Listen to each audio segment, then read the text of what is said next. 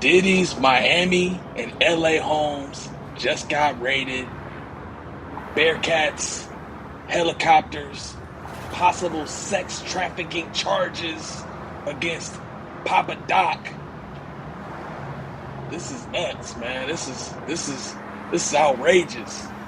What is happening with Papa Doc?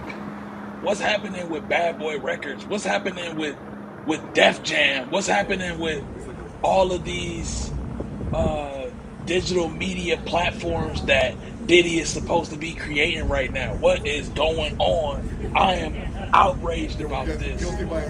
I need more information right now. TMZ is giving